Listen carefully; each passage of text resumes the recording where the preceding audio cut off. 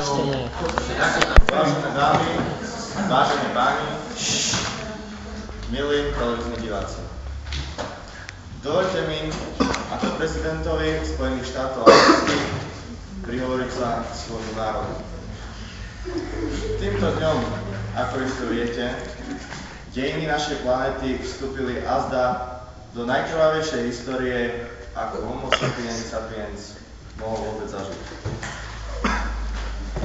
Sú tu medzi nami prišli tí, o ktorých sa tak dlho hovorilo, ktorí boli opisovaní v rôznych umeleckých karikatúrach s významnými autormi, ale aj obyčajnými ľuďmi.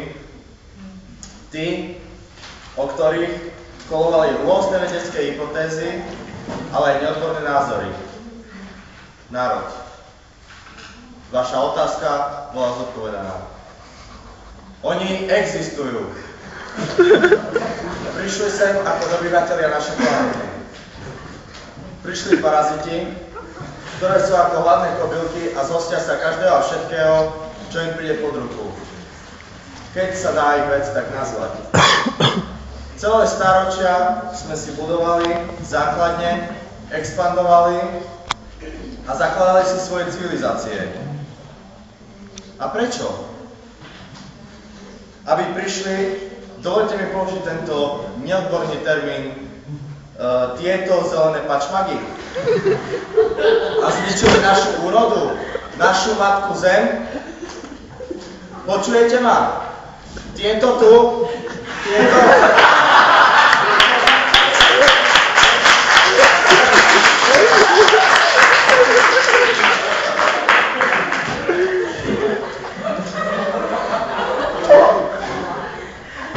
Nie, my nie sme žiadny ľudovopis s pazurikom v ruke.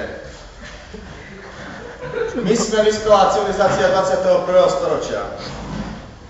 Nám po tráve nikto stúpať nebude. Prežili sme prírodné katastrofy. Prežili sme prvú svetovú, aj druhú svetovú vojnu. A nejaký zelený ufón nad nami nezatúpe. Nedáme si naše domovy, budeme sa brániť zubami nechutami. Pýtate sa, či sme našli nejaký spôsob, ako proti nim bojovať. Obávam sa však, že ešte nemáme dostatočnú technológiu na ich determináciu.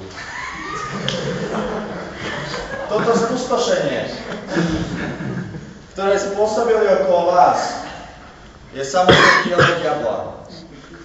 Vyschlo vám v krku? Nie, áno. Táto drama je taká skutočná, ako vystihnutá scéna z filmu science fiction. No my nebudeme skákať, ako oni si budú pískať. Nešetrite ich, lebo ani oni nebudú vás. Ľudia, prestaňme rozlišovať, či sme čierni, bieli, alebo žltí.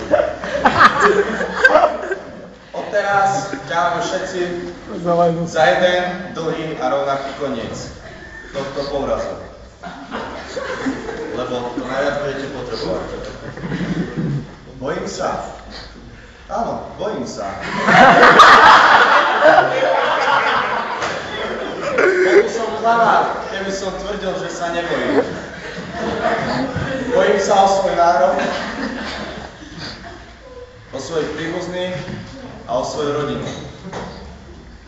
Možno sme jednou nohou v hrobe a možno nad nami visí Damoklov meč. No jedno je isto. Bez boja sa nikdy nevzdám. A na záver, mene celej ústavy a svojho národa, vás poprosím, aby ste povstali.